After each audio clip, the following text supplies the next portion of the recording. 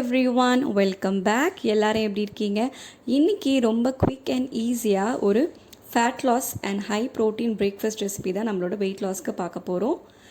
அதுக்கு கொஞ்சமாக கேரட், அதுக்கப்புறமா புதினா இலை, ஒரே ஒரு பல் பூண்டு, ஒரு பாதி தக்காளி, அதுக்கப்புறம் ஒரு பாதி வெங்காயம். இது வந்து ஒரு கப்பு மாவுக்கு சரியாக இருக்கும்.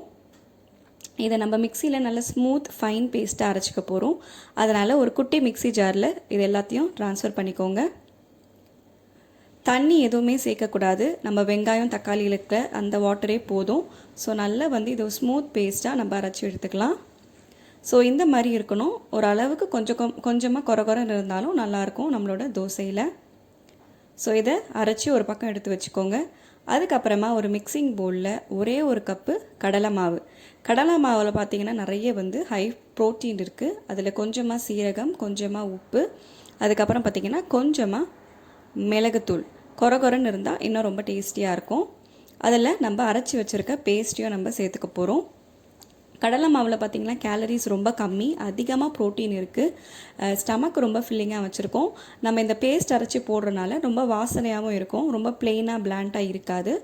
ஸோ இதை வந்து ஃபஸ்ட்டு வந்து நல்லா வந்து இந்த பேஸ்ட்டையும் மாவையும் நல்லா மிக்ஸ் பண்ணிக்கோங்க. அதுக்கப்புறமா கொஞ்சமாக தண்ணி சேர்த்து நம்ம தோசை மாவு கன்சிஸ்டன்சிக்கு நல்லா நம்ம வர வச்சுக்க போகிறோம். ரொம்ப திக்காகவும் இருக்கக்கூடாது, ரொம்ப தின்னாகவும் இருக்கக்கூடாது. நிறைய இதில் ப்ரோட்டீன் இருக்கனால நம்மளை ரொம்ப டயர்டாக ஃபீல் பண்ண வைக்காது, நம்ம உடம்புக்கு ரொம்ப நல்லது, நம்ம மசில்ஸை வீக் ஆக்காது. அதனால் கடலை மாவு வெயிட் லாஸில் சேர்க்குறது ரொம்பவே வந்து ஒரு முக்கியமான ஒரு இன்க்ரீடியண்ட். ஸோ ஓட்ஸை விட கடலை மாவில் அதிகமான சத்துக்கள் இருக்குது. ஸோ இப்போ பார்த்திங்கன்னா கன்சிஸ்டன்சி இந்த மாதிரி இருக்கணும். நல்லா நம்ம தோசை ஊற்றுற மாதிரி ஒரு நான்ஸ்டிக் பேன் இல்லைனா தோசை தவாவில் ஒரே ஒரு கொஞ்சமாக ஒரு சொட்டு எண்ணெய் சேர்த்து நம்ம ஓல்டு ஃபேஷன் மெத்தடில் வெங்காயத்தை நல்லா தேய்ச்சிக்கோங்க. நிறைய இதில் எண்ணெய் நம்ம ஊற்ற போகிறதில்ல, ஏன்னா நம்ம வெயிட் லாஸ்க்கு யூஸ் பண்ண போகிறோம். ஸோ கல்லும் நல்லா சூடாயிடுச்சு. அதில் வந்து ஒரே ஒரு கரண்டி நம்ம மாவு சேர்த்து ஒரு தின்னாவும் நீங்கள் செஞ்சுக்கலாம், திக்காக வேணாலும் செஞ்சுக்கலாம். ஸோ நல்லா இதை தோசை மாதிரி ஊற்றிப்போம். இதுக்கு சைட் டிஷ்லாம் எதுவுமே தேவையில்லைங்க. வெறும் வந்து பிளெயின் தயிர் இல்லைனா ஆனியன் ரைத்தா, இதுவே வந்து பார்த்திங்கன்னா ரொம்ப டேஸ்டியாக இருக்கும். இதில் புதினா தக்காளி எல்லாம் அரைச்சி போட்டிருக்கனால நல்லா ஃப்ரெஷ்ஷாகவும் இருக்கும். வெயிட் லாஸ்ன்றனால டேஸ்ட் வந்து கொஞ்சம் பிளான்ட்டாக தான் இருக்கும். பட் ஆனால் வந்து ரொம்ப வந்து ஹெல்த்தியான ஒரு weight loss fat loss breakfast.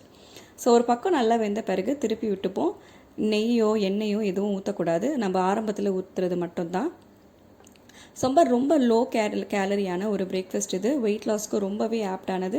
கண்டிப்பாக ட்ரை பண்ணி பாருங்கள், உங்களுக்கு ரொம்ப பிடிக்கும்.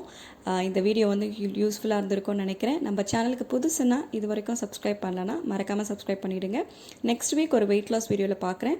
ஆஸ் யூஷுவல் ஃப்ரைடே நம்ம நார்மல் வீடியோவில் பார்ப்போம். தேங்க்யூ ஸோ மச் ஃபார் வாட்சிங். Take care and by.